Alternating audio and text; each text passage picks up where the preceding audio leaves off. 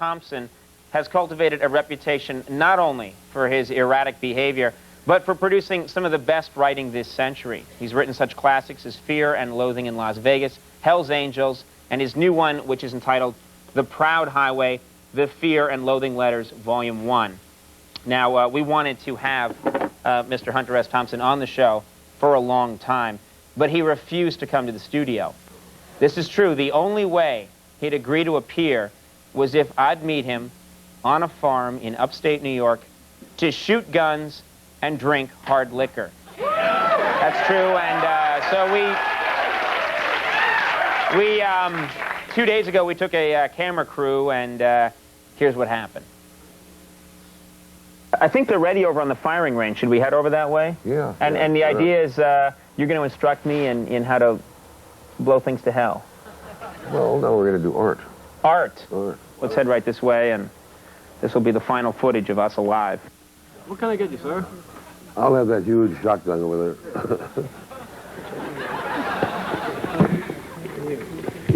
I never shot this bugger. A little more, John. Nice. A little more. Yep. A little more there. How about a little? Thank you. That's good. Can I have what he has, but in that glass right there, that little one? And do you have a cherry? You know, shoot a few things. And loosen us up. Yeah. I'm gonna go throw up. I would aim just below his eyeglass on the right, slightly. Bottom right, eh? Whoa. I'd say that was pretty good. Works. That's beautiful. Horrible trigger. Wow. Oh, man. That was good. Very good. Perfect. Yeah. All right, I told you I was good. Not bad, right? That was good advice you gave me. I'm gonna come live with you for a month. I don't know if this thing's going to be, if we can blast it apart. No, it just seems to just put... One of the machine guns might cut it in two or something. Yeah. Well then, let's get to it. We need the umbrella, some whiskey, and we need a machine gun. Certainly. Mr. Thompson, today we have M60s, M16s, and MP5s. Which would you like?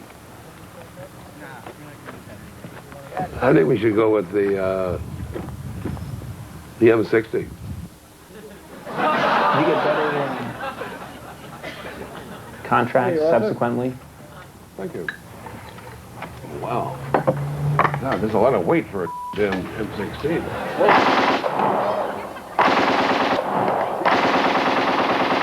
All right. There you go. I finally...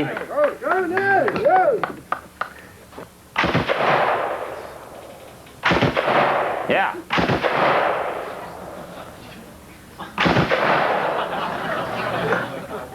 Watch it, watch it. He's gonna get the bear. No, my God!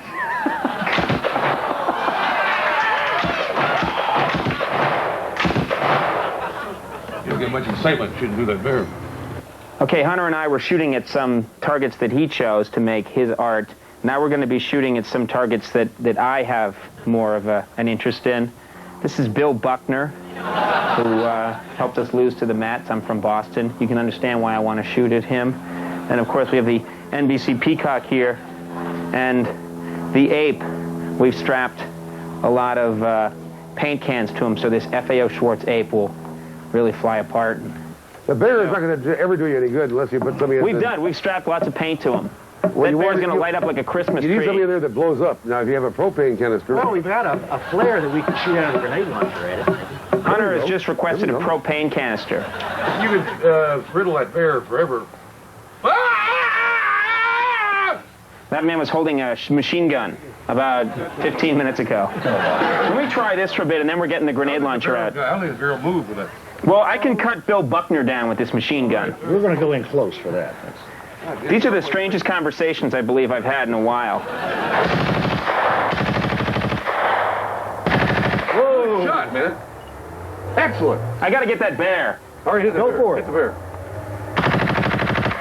Very good. Oh, Ah, that'll teach that bear, man. thank you. Let me get my earbuds off and move your drink. Hang on. Yeah, you got to... I like the safety guy just said, move your whiskey before you start shooting. Oh, well, win some, lose some. You dirty animal! Yeah! What's Bill Buckner going to think when he's watching at home and he sees... Nice. You know, if I shoot the NBC logo, there are corporate ramifications, but if you do it, I could say you were a loose cannon. Yeah! Wow. All right. Wow. That's a new promo for Must See TV. Yeah, if I sight it on that. On the right shoulder, sort of. Just Yeah. there, I think you'll hit him good. Look at Oh, yeah. that. I believe he got him. He's going to go and fire. Yeah! All right. Yo, man. Who can look at this and say war is not horrible? He didn't hit the damn thing.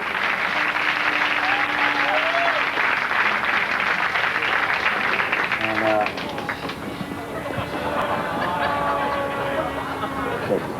Yeah.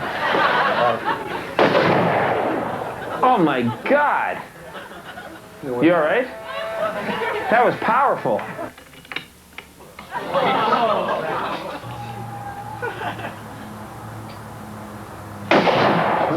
All right. Mother. Yeah. All right. Aha. Oh my God! I hit the what? post. See, the post was dead center, and you blew the post right into you. Hit right where you... Fantastic. Fantastic. Terrific shot. Best shot of the day. Really, a super shot. Thank you. That was, look at that. With a big fucking thing like that, that was a bastard of a shot. You told me right where to sight it. I just put it right there. That was good. Oh, No one got hurt. Are you disappointed? no one's ever been Thanks hurt. very much. No We one's ever really had a been good hurt. time. Hurt shooting with me.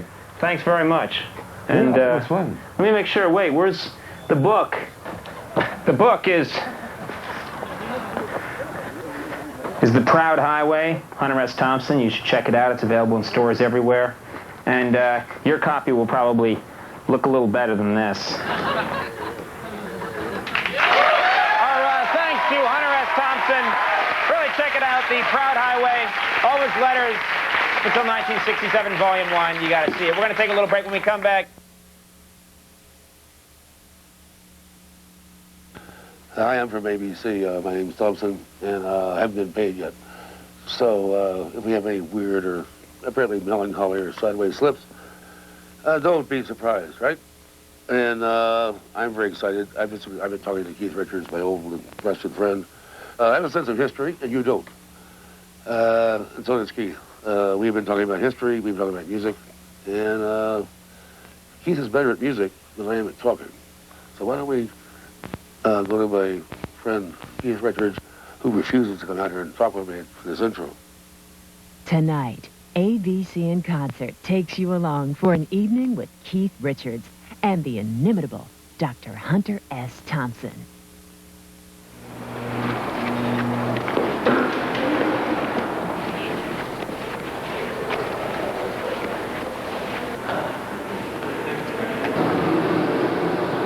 And they said it couldn't be done.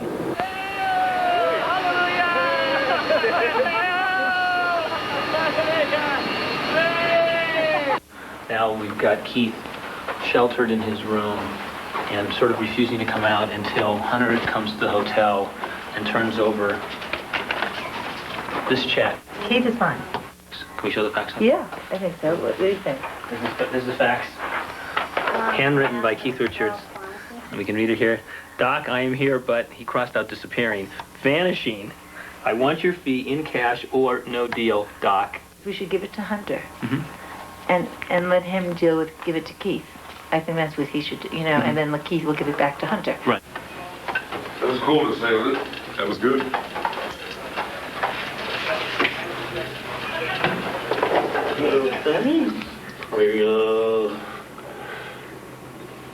First unlock, right? No, first I put it on. That's what I did earlier.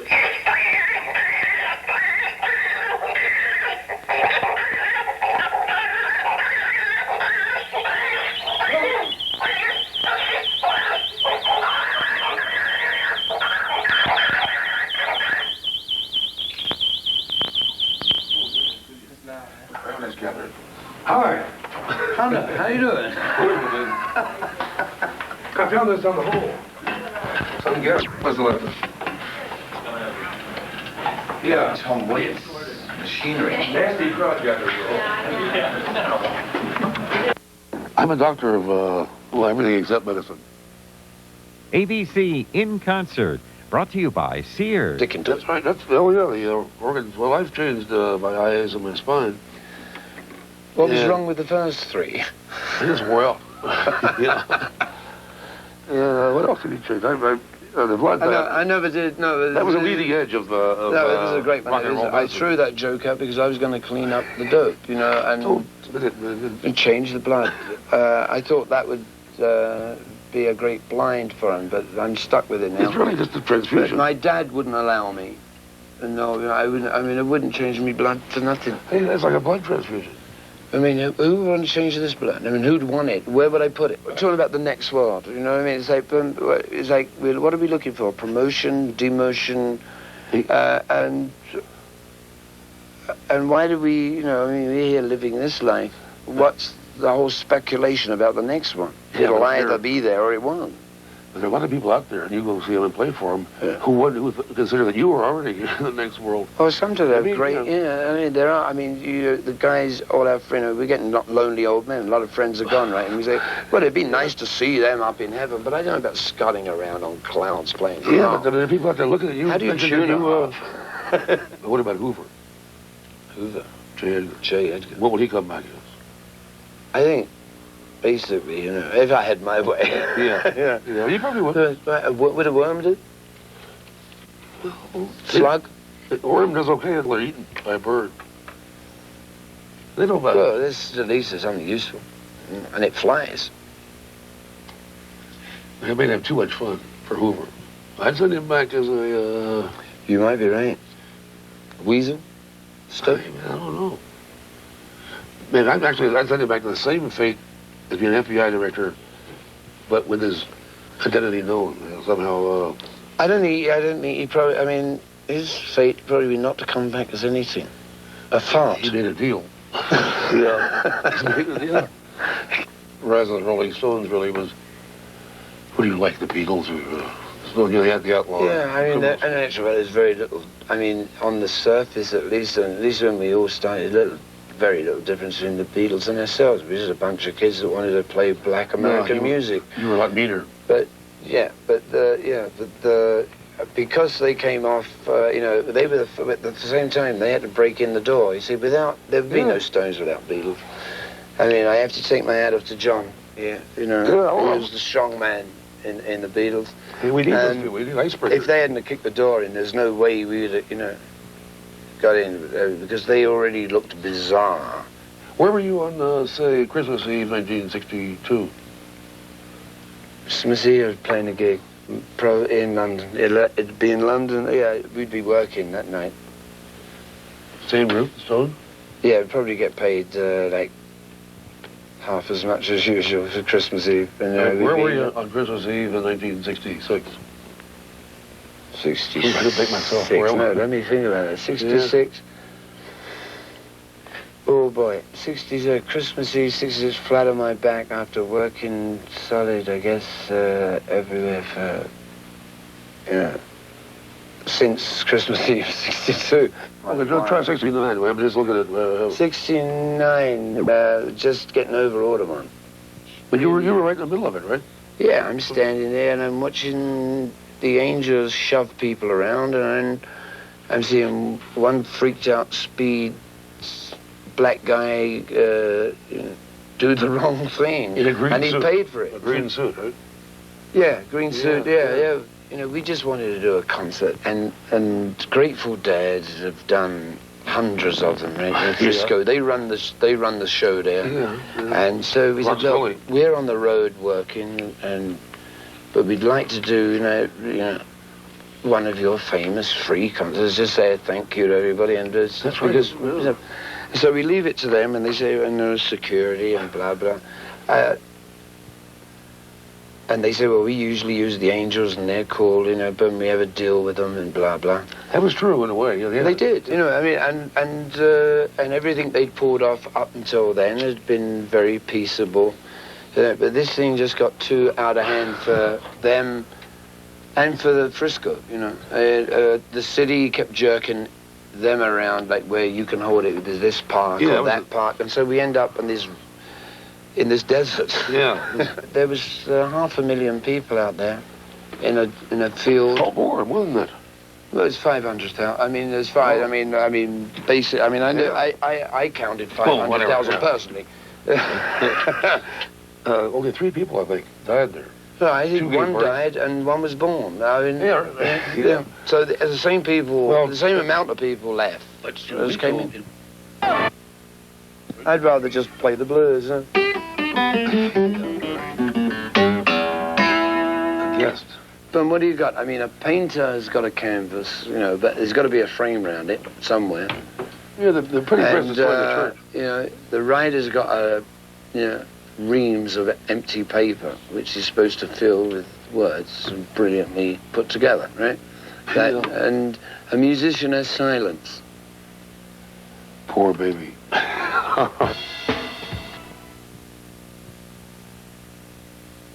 And now, back to In Concert. You know this.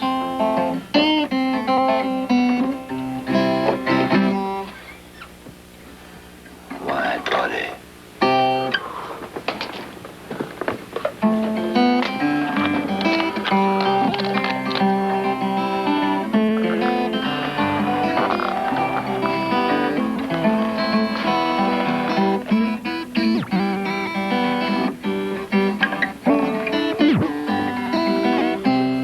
Kick out of you. Well, when you steal, it's more a matter of your taste. You know, stealing is not wrong. I call it. You know, I always like to credit people when I lift their stuff. Well, it comes up on stage is mine. The hat came up on stage. And I've never had a bad thing. Now a special. Good night. Thank you for. I appreciate. It's nice to have you in my confidence. I'm Baba Wawa, and you're not. You're just a rock and roll punk. You tomorrow. Thank you. Welcome back to the show. Coming up in the next half hour, Hunter Thompson is here, also Marjorie Gross. Now, this matter concerns tomorrow night's program. This is interesting. NBC sportscaster Marv Albert, comedian Howie Mandel, a visit to the Hall of Presidents, and Grace Jones will be here tomorrow. Whoa. Grace Jones will be here tomorrow. Grace, yeah, should be here. Yeah, here. My next guest is one of the most controversial writers in America and the inventor of gonzo journalism. We're delighted that he could be with us tonight. Welcome, please, Dr. Hunter Thompson.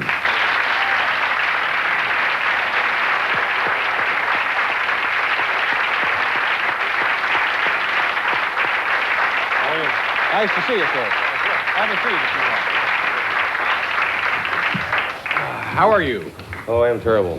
What's the matter? You don't...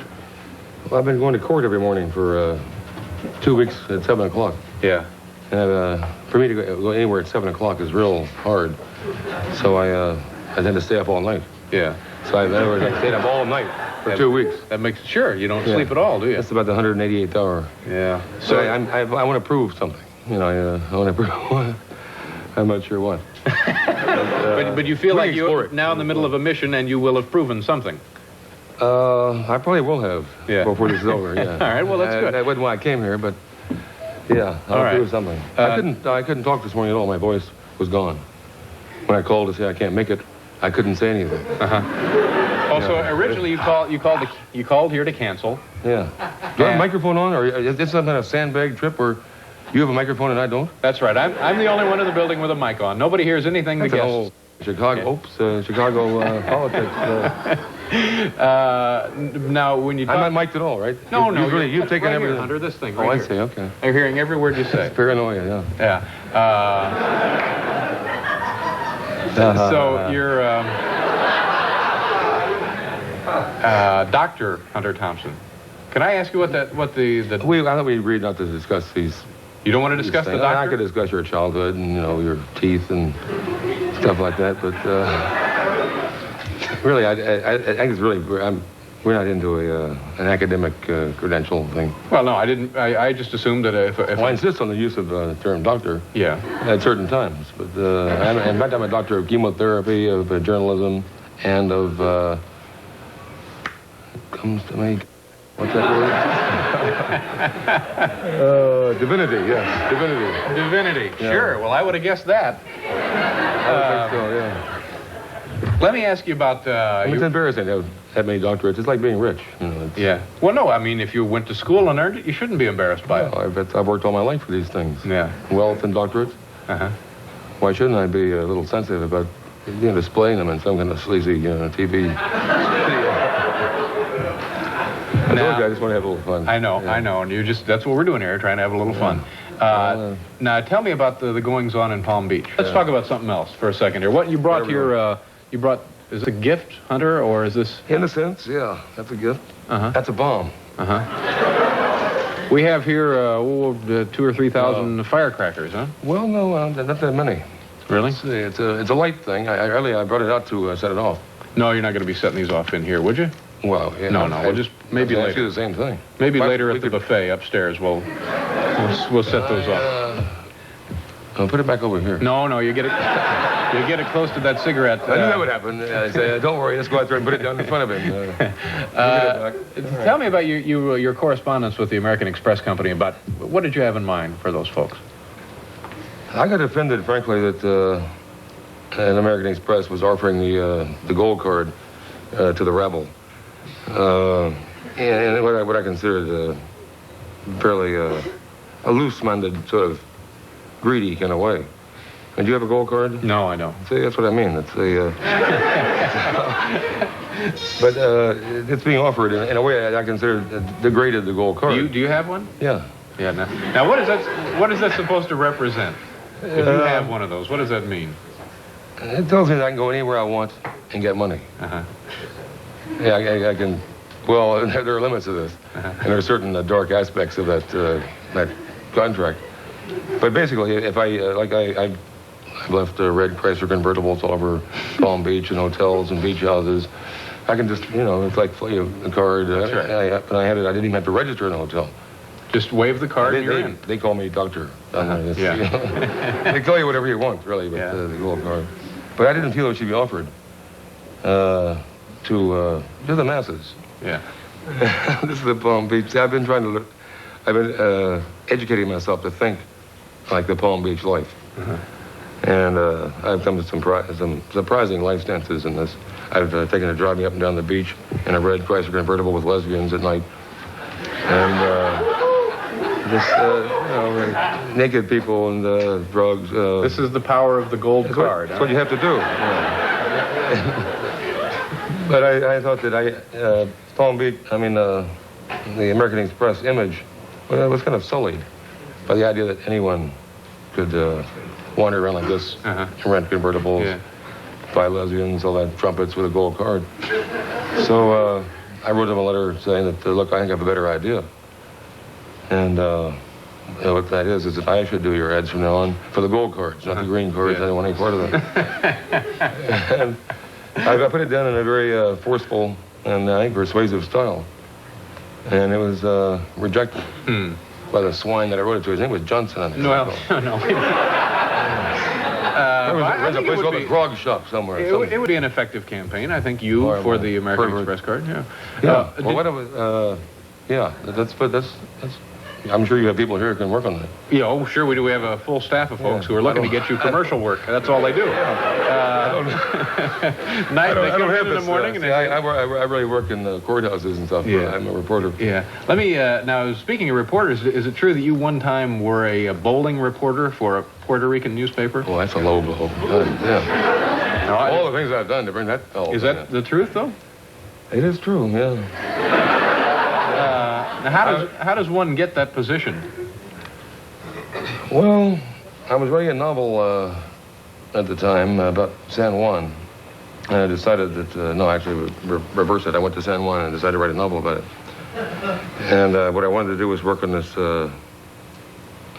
new English language paper, the San Juan Star. And I presented my credentials and got immediately just horribly rejected. Several friends of mine were hired.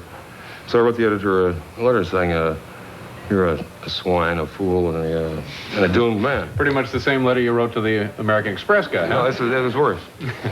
And I said, I'm going to find somebody to come down there and get you for this. And lo and behold, and way back in the personals ad, columns of the New York Times on a Sunday, was a 3-line ad that said, famous international Puerto Rican sports magazine seeks chic editor, something like that. And I thought, well, I'll call that. And it was some swine, really, that's what it comes down to, who was starting what he called the Sports Illustrated of the Caribbean. Mm-hmm. It sounded real good. And plus it gave me I'm into vengeance. Mm-hmm. I like to settle these scores to the best of my ability. When you live this life, you want to settle scores. Yeah. People will get sloppy otherwise. So I went down there to work in this magazine, which I really thought was going to be a slick sports magazine. And it turned out to be a bowling sheet, a horrible thing, where I had to hang around bowling alleys at night and report the scores of the Federal League and Harold's real estate sales and Fernandez construction. How long was that fun for you? No, I sued the man. Sued him, good. As long as you got the vengeance. Yeah. Okay, it's still going on. Listen, I want to ask you if you can come back and see us again. I'm sorry that we're running short on time. I'd like to continue this discussion. And I don't think I... You don't think you'll be back? Okay. Well, that saves us making phone calls tomorrow. All right. Thank you very much, Hunter. It's a pleasure meeting you. Dr. Hunter Thompson. We'll be right back with Marjorie Gross.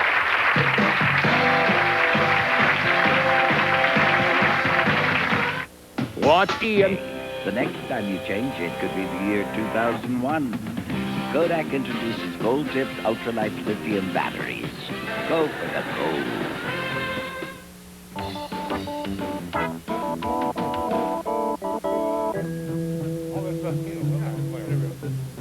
Excuse me.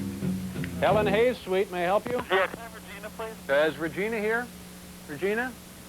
Well, we'll get her. Hang on, I'm going to have to put you on hold. Okay. Well, there is no hold button, sorry. Our next guest is a writer, reporter, lecturer, and columnist who invented and practiced the gonzo form of journalism. Folks, please welcome back to this program Dr. Hunter S. Thompson. Hunter, good to see you again. Yes.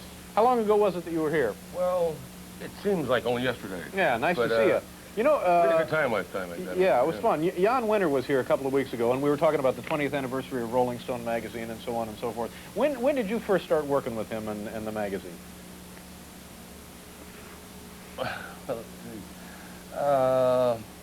Almost from the very beginning. Right from the beginning. What did you do before that? Where did he find you? Where did you find him? Well, I was people don't believe this, but I was a respectable, straight journalist. Mm-hmm. I'm going to have to start tearing things off. That's right. Oh, there goes your microphone. Oh, microphone going? Yeah, let me help you with that. It's really hot. Okay. All right. And so the mic. Just continue talking there. Put this little bugger on here. Yeah, okay. And yeah, let me help you with your mittens. All right. That's all right. No, you're fine. You're fine. Just put it on there. All right, great. So now, how did you two happen to get together? Actually, you three, you, Jan, and the magazine. Well, let's see. Let's take it from the top here and be real straight. Mm-hmm. Hunter, let me ask you a question. Why didn't you take off your jacket before we started taping? I wasn't sure. It's cold behind me here, and it's hot in front of me. Okay. And I wasn't sure which one was going to prevail. All right, okay. Having a occluded front here, we might get showers in a minute. Yeah, I might have to... all right, so anyway, you and the magazine. Well, I was looking at the time for... I was into politics, as I am now. And I was going to run for sheriff. Mm-hmm. Of where? Of Pitkin County, Aspen, Colorado. And as politicians will, I was looking for constituency, which we called Freak Power at the time.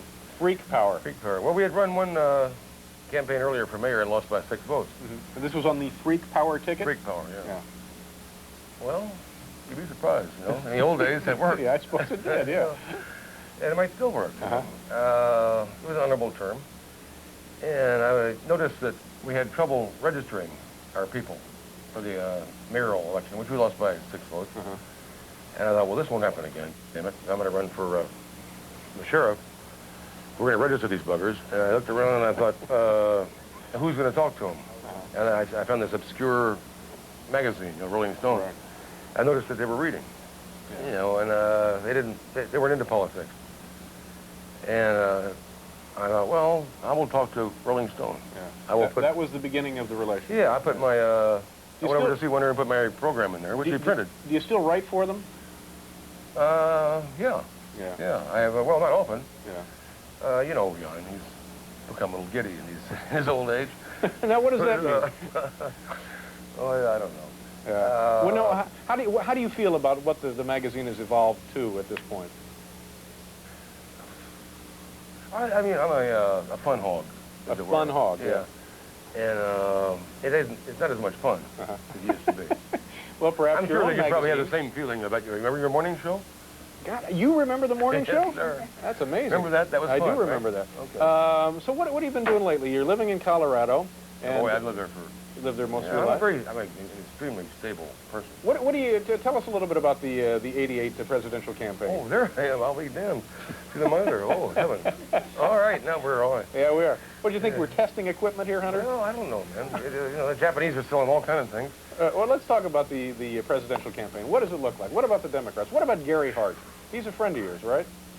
Yeah. Gary has been a friend for a long time. Well, tell me about his situation. How did it strike you? You know, I could do like the Winston Churchill thing and say, what time do you have? You know, how did it strike you? It struck me as a really a sad thing, and it's often a part, I got to watch myself there, but he let a lot of people down because Gary was as close as we've had in a while to a president in waiting. And a lot of good people worked for the campaign. Yeah. And they're not, there are good people in politics. They're you know, more than you think. God, gee. People paid for this kind of heat, you know, a health club. Yeah. Hope I get a good tan out of this. But, no, Gary was running like 42% in the polls, over, you know, to 22% for Bush. Did you know that he was flirting with this kind of difficulty, this kind of problem? Well, this kind of problem. Well, how else? I mean, all he would you did was have describe a it? date, you know, Yeah, but it somewhere, took him out of the race. I mean, so I think we can describe it as a problem. Well, yes, it is, yeah, right, all right. Yeah, but if you had a problem like that, if you had a date and it took you totally out of television, or if I had a date like that and I couldn't write anymore. You know, it might be worth it, come to think of it, a date like that. So who do you see now with the Democrats? That's good I do that. Yeah, it was a problem. And I've known Gary, as I say, for a long time. Yeah. It's like people talking about me. Have you known Dr. Thompson for a while? Did you realize he had a drinking problem? Well, of course I have a drinking problem. You know, it's right here in front of me. And, you know, I'm going to show. All right, but now tell us just... I found it very, like a silly and almost tragic kind of... So you don't think that situation should have taken him out of the race? I was one of two people who counseled staying in and saying to hell with it. Yeah. And as the polls have pointed out recently, people are very forgiving about that. People are very forgiving about the Ginsburg, the pot situation. Do you think if he'd been more contrite, perhaps, at least publicly, that he'd still be in there running today? I don't know, man. I think people like to see in a president, at least, and I've been this way myself, and I still am, you want to see somebody who can mind the store. Right. And if Gary has that kind of trouble with one of his dates, you know, what's going to happen when he goes to Russia and meets a Russian girl? You know, and I think that strikes people. We have those Marines over there. Right. You know, they all, you know, court-martialed, and but I don't think people Ginsburg. Yeah. Well, let me interrupt here because I want to get your thoughts on who we're looking at for candidates, both sides of the aisle here. Who do you think is going to be coming out of the Democratic situation? Are we on? I see Paul over there. We're not on. Oh, yeah. I was going to shave Paul on TV rather than do this sort of thing. I noticed I haven't shaved myself. I look like Richard Nixon. Well, I have a... Just quickly now. Okay. So who is it going to be contesting for the highest office? Well, in Iowa, it looks like Paul Simon. Paul Simon? With the bow tie? Which I like the man. You like him? Yeah. He's from your neck of the woods. Illinois. Yeah. Well, Indiana. Right across the border, right? Right. Just your kind of person, man. Yeah. You think so? I think so. Who are you for? You know, I really haven't given it much thought. That's where we're at now. Because if I had to vote right now, immediately I'd vote for Jesse, always. Jesse Jackson? Yeah, I like Jesse. He brings a kind of a hard rock honesty. But don't you think people are waiting for somebody to drop out of the sky as a popular front runner so we can then say, oh yeah, that's the guy? Well, I know, I'm a handicapping person, you know. I'm a gambler. And I could talk to you about gambling.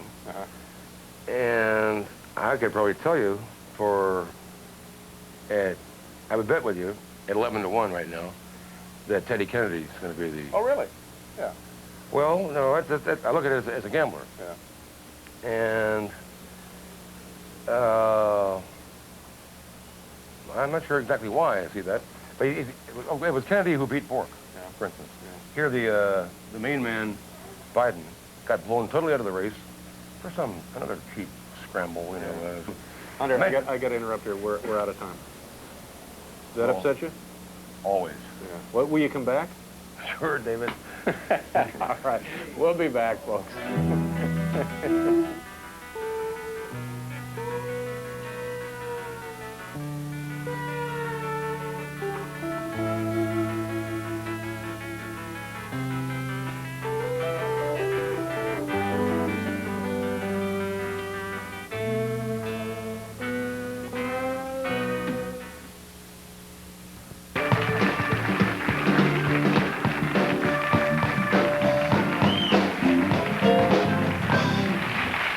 Thank you.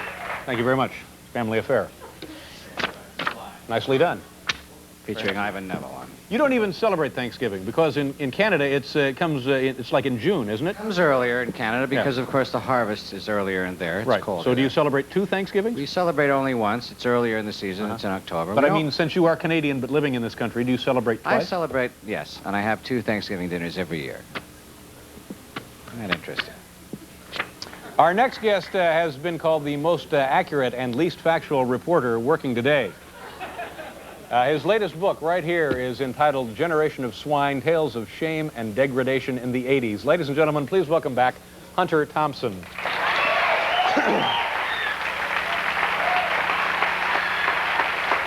Hi, Hunter. Nice to see you. How you doing? Come on over.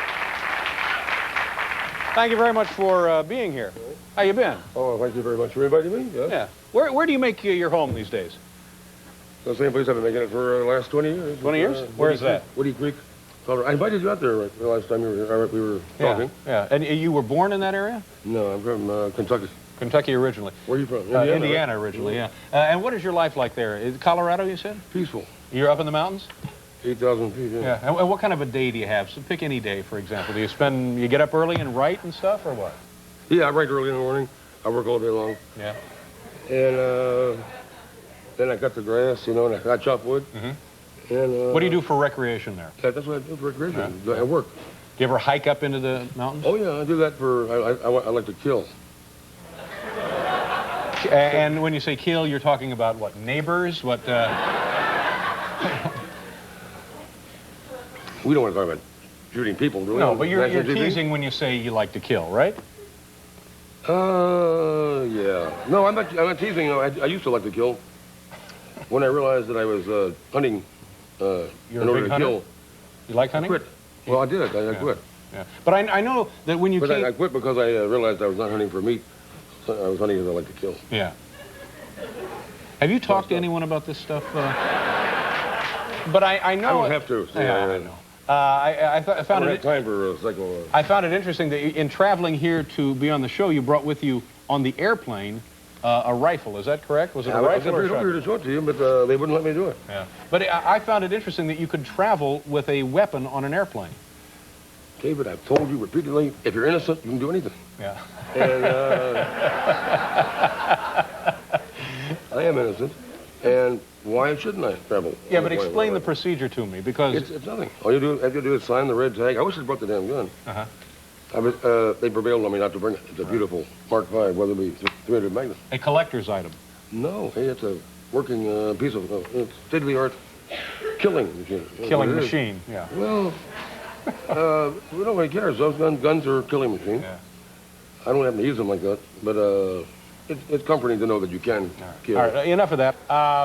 Now, let's talk about the who we think may be the new president of the United States. David, I heard you earlier, and you think it's going to be, or was George Bush? Well, yes? yeah, before, but you know, it went right down to the wires, and they're still having trouble counting the votes, and so. But if it was George Bush, how would you feel about that? Are we admitting on the air that... Let's just say if it is now George Bush, how would you feel about that? Well, by the time this thing airs, I won't be in the country. That's cool. Yeah, I have, for 2 years, I beat him like my friend Sims Luckett said, a red-headed stepchild. And, yeah, I was right. I think Bush is not Bush so much. Bush is hard to get in your hands on. You know, he's not really there. And I beat him, and You said things about him. You actually said threatening things about him, didn't you? Threatening? Well, the Secret Service gave him something, but I didn't really... No, let's go back to that. The Secret Service came to you and said what? Well, I was in Milwaukee, and you know I have my religious bent. We've discussed this before. I have a kind of a morality, religious, neo-religious, like the caucus, neo-liberal. And I was speaking at a Catholic university in Milwaukee, and Marquette, and I said to these gentlemen who were after me for, they wanted to talk about politics and guilt. Catholics are very much into guilt. Are you Catholic? No. But I'm certainly into guilt. If it'll help the story, I'm into guilt. I'm not. That's the whole point. Yeah. And I'm into justice. And I said to these... what are you doing? I don't know, man. Get rid of that. I said to them, if you people want to talk about politics and guilt, let me tell you something. We'll get a shortcut right here. Right. That George Bush is the guiltiest man in politics. Therefore, we have our subjects crossed. And this is a Jesuit. I said, you know, I like Jesuits because they're smart and mean. Smart and mean. You like the Jesuits characterized as being smart and mean? I like to talk. I like to argue with Jesuits. I see. And excuse me, I have Jesuit up here. Yeah, we get a large contingent. Well, we should bring them down. I'd like to. There's nothing better than talking to a good, mean Jesuit. Okay. Anyway. Wait a minute. Let me finish. Well, yeah, this is the story about how the Secret Service. Yeah. Okay. Yeah. All right. It's a real story. Oh yeah. And you don't hear too many of those, do you? Well, I had a pretty good one earlier about a raccoon that no one seemed to enjoy, but that's... Raccoon? Yeah. A raccoon is a weird animal. Oh, tell me about it. Have you ever had one? Wait, yeah. We'll get to that in a minute. I'm looking... You're making me a little jumpy, Hunter. It's good for you. Yeah. Okay. You're calming me down. All right. we have to move along here. Now, okay. so finish the story. We're doing okay. Right. Are we doing all right? Yes, we're doing okay. And I said to him, all right, let me tell you something. It's a theorem, as it were. And if you people take your Catholicism, your religion seriously, you would, if George Bush is the guiltiest man in politics, you would have to come up here on the stage with me and stomp him to death. I see. Well, if that's true, wouldn't you say that? I mean, if a man is totally guilty, and if they believe that, this is a very heavy, Catholic, so now, high Catholic school. The Secret Service... But I took a vote. You voted on it. 2 to 1. 2 to 1. 2 to 1. To join me and stomp him to death. The vice president to death? Yeah. On stage? On stage, yeah. No, see, we can take a vote here. No, we don't want to take any votes. But so what did the They'll get me now. What did the Secret Service say? They came to you? The Milwaukee Journal the next day ran a front page headline saying that the crazed gonzo author advocates stomping vice president to death. I did not. I didn't do that. I just said if you believe, if you want to talk about guilt, you want to talk about religion, I'm just a hillbilly. I don't know too much about religion, but we share one thing in common, which is a sense of justice. I see. And but the Secret Service then kind of they came to. worried. I was going to Washington to cover the Iran-Contra hearings, and I kept getting calls from the Secret Service. Right. And I finally returned one, and I said, well, hey, whatever problem you have, is it going to affect my press credentials in Washington? No, I don't think wanting to stomp the vice president to death I would never stop the vice president. Yeah? I need these people. Okay. You know, I'm telling you, we're out of time. I'm sorry. Yeah, I know. We want to hear more about this killing machine. No, I know, but we have to. The gentleman, the musician, is. Some people have enough time. Oh, we can have a serious talk. I know. I think it's my fault. We wasted a lot of time, and I apologize to you. I was late. You were a little late, sure. Anyway, the book is Generation of Swine, Hunter S. Thompson. I hope it does real well for you. Nice to see you again. Happy Thanksgiving. Thank you for being here. We'll be right back. Speak English tomorrow at 9. With reliability. Hell's Angels. I am pleased, at long last, to have Hunter Thompson on this program. Welcome. Great to have you here. Great to be here. To do this, to write these letters as well as they are, to keep them, to make carbon, says to me two things. One, you had a sense of wanting that you were going to be something and be somebody, and this was your way. Yeah, I think I had to be. I had to have that sense. I had to have it as a writer. I'm thinking off the top of my head here, because I was not going to make it another way. You know, Nelson Longren once said, but the question asked me, why are you a writer? He said, because I couldn't be anything else. You know, I tried cab driving. I tried working on the railroad. You know, I couldn't even get a job most of the time. I was evicted from, fired from every job I had. And then evicted from every place I lived. So eventually, I guess in 72, I moved to Colorado. I finally had to buy the place because I couldn't move anymore. It was just too much. It was like a piss at. And, yeah, I began to kind of call in the letters. My mother had some. Bill Kennedy had some. He does the forward to this book. Yeah, yeah. We'll talk about his wine drinking later on. All right, we'll get to that. Yeah. But you had the copies, and you kept them, and you kept them in that trunk. Trunks? Trunks, yeah, exactly. Yeah. Trunks. Oh, boy. Why did you keep them? I'm trying to think. I guess because as sort of a breaking-in journalist at that time, I was taught, and I have since taught, that what you want to do is keep copies of your stories and your bylines. You know, that's your passport for your next job. And I guess I figured that, what the hell, I'm going to keep copies of the stories, I may as well keep the letters. We can know more about about Hunter Thompson from these letters than anything that he has written outside of letters or anything he's done in his life. Yeah, you try having every page of your life. For every one letter in here, there are 12 or 15 cut out. But I had to listen to these things for a year with the editor, Doug Brinkley, and my son and his wife parading these things in front of me. So I'd say, well, how about this one, Hunter? Calm down. You know. And then who is that? So I had to rank my memory. And, yeah, it was like this is your life in spades. As you went back and reviewed them. Had to, you know. And the correspondence.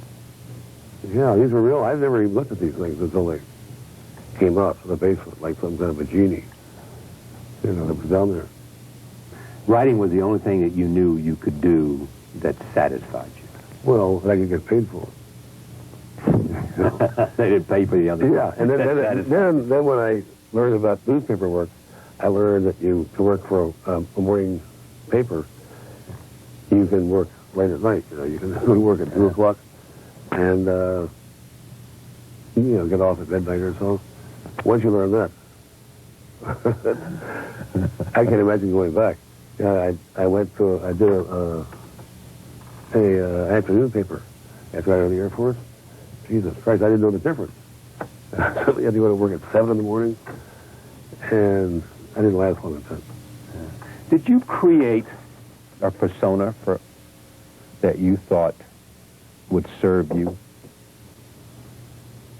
Serve me? That was you. I'm afraid if I created it and then, you know, crafted it and made it, Yeah. no, that's giving me too much credit. Being a hillbilly, a lazy person, basically. I had to stick with whatever it was. I just documented it. Now, why? You just documented what you were. Well, but by doing a logical thing, like keeping letters, yeah, I did have a sense, and it's clear in this book, that I was going to be a writer. And if the reason was, well, I can't do anything else, well, so be it. You know, you try what, and get a job now as a stockbroker. Going to personnel agency. You know, selling used cars. But before I did the Hells Angels book, I found myself landing up at 4:30 in the morning in San Francisco, down on Howard Street, with winos, you know, literally, to be selected. And I was lining up for the selection process to be picked out as those worthy to be allowed to deliver Safeway, you know, handbills all around the neighborhood. Every household. You lined up to be considered and I was worthy to do rejected. I was rejected. Why? You didn't measure up. Politically, yeah. Right, I didn't measure up, yeah. And I thought, what the hell? People, you know, being hauled forward, helped forward into the truck, and then luckily, yeah, I knew that and that wasn't going to work. I couldn't get a job as a cab driver because I hadn't been there long enough as a registered voter. Yeah. Oh, I tried every conceivable thing. The newspapers wouldn't hire me. What writer has taught you the most? Who have you learned the most from? Well,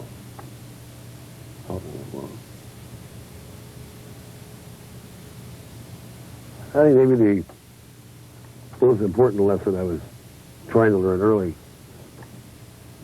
was that since I was this desperate and this kind of, you know, very limited qualifications for anything else, I was trying to set my fate and figure out if I could get away with it. And what I learned from Hemingway, mainly, I think Hemingway is the best lesson from him.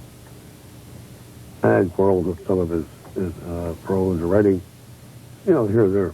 But what he taught me was that you can want to be a writer and get away with it. You can be a writer. And that was very important at the time. It wasn't like I was trying I wasn't a dilettante. I wasn't playing around. I had to be a writer. And that helps. I think you know that kind of thing, you know. There are times when you have, you know, you find that it's not really a choice. You made a commitment a long time ago. And so it was nice to find out that maybe somebody got away with it. And after that, I began to look at Hemingway's prose. But that was the main lesson that I learned from him. Look at his prose for... No, he taught me that you can be a writer and you can be a success at it. Yeah. You don't have to, you know, take these slings and arrows forever. I'm starting to sound like some kind of a stockbroker. I think it's kind of the truth. But no. Now, to get away with it is very important. Getting away with it. Yeah, to be a writer. I consider that getting away with it. Yeah. But there's the stories. I heard this story a long time ago about you. And the writers change, but the story is you poring over whoever it might be, Hemingway or Faulkner or Shakespeare. And it's this legendary story of you poring over and someone saying, "Oh, no, what the hell are you doing?" And you saying, "I'm trying to get the rhythm." Oh, there were times when I would type it sometimes. Just to... You'd be surprised that when you type somebody else's lines. I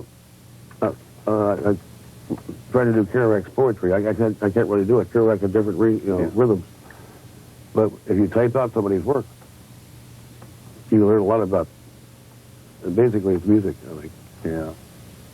And, from typing out parts of Faulkner, Hemingway, Fitzgerald. I mean, these were just, these were writers that were very big in my life and the lives of the people around me. So, yeah, I wanted to learn from the best, I guess. And that was one way to do it. But I was quite serious. When you wrote Faulkner, I guess. you did write Faulkner. It's in here. Oh, yeah. Where did it come from? You just wanted to connect and say, send me some money? Oh, no. I didn't say that, though, didn't I? Yes, you did. No, that was a joke. It got his attention. No, but I think it was part But no of money. I think it was part of the thinking, the hubris of the 60s. It was even before the 60s. Right? Yeah, it was. Okay.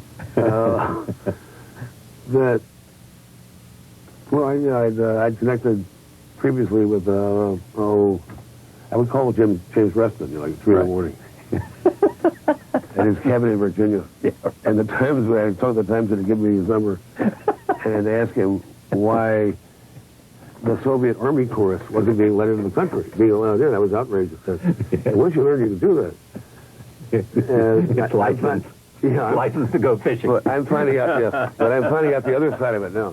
Yeah. Oh, so you get in the I call. have to change my phone number every 3 days. But because of this book, or because no. They want to talk to you? Well, they is a complicated mix of fans. But I think the 60s were a time when, like when I applied for a job as the governor of American Samoa. Oh, this was a letter to Lyndon Johnson. Yeah. Well, why not? Exactly what, but it was not a prank, as someone suggested. No. I really believed that I was the best person. Not, Well, you could probably make an argument. I did. I know. I thought I was still in the running until when I got pissed off about his Vietnam policy enough to write him and say, take my name off the list. And if that was hubris, well, but I think in the 60s... Well, what was it? What was it? I mean, it was hubris or something else? Or a psychotic episode where you believe that the authorities are really on your side. Yeah. Norman Mailer said it one time very well. It was Kennedy, John Kennedy. He had a belief that if you could get over the White House fence, with the spikes and run crazily across the yard, dodging the Secret Service people, then if you made it to the White House, that Kennedy would say, come on in. You're safe there. In other words, if they didn't get you before you got to the door, you were home free. But the guy on top was really going to be on your side. Exactly. If you could run through that course. Well, I was just trying to, these letters in this book, that was my way of running through it. I believed that Lyndon Johnson would get these letters. Well, Larry O'Brien answered them. Yes, exactly. Oh, no. The Postmaster General. Yeah. At that time, I think he was a special assistant, too. Right. Special assistant Jack Kennedy stayed on, and then Lyndon Johnson made him Postmaster General. Yeah. And commissioner of the NBA. Right. No, O'Brien had a great sense of humor. But when he wrote back, I thought he was serious. I went out and tried to charge up some white linen suits. Now, do you have any sense? This sounds like I'm your priest, but here goes. It's a nice role for you. I'm sure you're quite at home with it. Well, I don't know, but I try. Go ahead. I can't do it. No, I can't either, but I'll try. There's all that talent there. Has it been used well or squandered? You mean, could I have been even higher and brighter? I could have been... not higher and brighter, just, read these letters. Read these letters, and there is huge talent. I would have to say that, yeah. It is. It's like, you identify it. Res ipsa loquitur. Res ipsa loquitur. Yeah. And I probably still misspell it. You can't imagine how many corrections I've had. From the Harvard Department of Languages. Yeah. All of their people But stay with me on the idea. Oh, okay. All right, at the final day of reckoning, he says, or she says, Hunter, have you done everything and the best with what I gave you? Have you? Did I hide my candle under a bushel? Yes. Probably. He says, or she says, I gave you this talent. Did you throw it away? And what's your best evidence? No. That you used it well? Well, what the hell am I supposed to? I'm on trial? Yeah. No, I've done pretty well. trying to get in. I got the keys. No, you don't. No. And the voice is not going to have it either. I know who has the keys. Who has the keys? Well, I'll just tell you now, just between us. I'm sure there's no camera. No, that's right. Yeah, right. That I am a roadman. A what? A roadman. A roadman. For the Lords of Firma. Yeah. The Great Hall. Yeah.